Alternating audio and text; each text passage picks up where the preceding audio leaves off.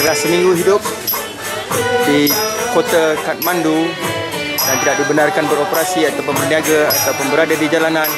Hari ini masyarakat di Kathmandu, Nepal kembali hidup seperti sedia kala.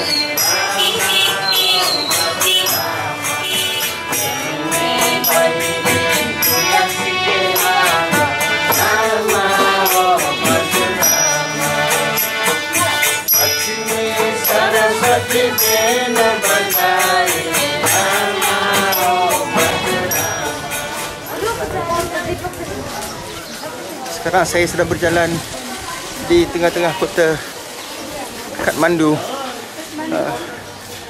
Suasana hari ini agak tenang sedikit. Perintah berkurung telah pun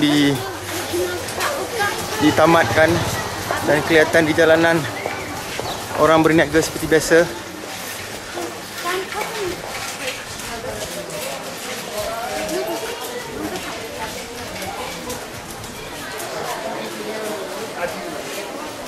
Things are back into business.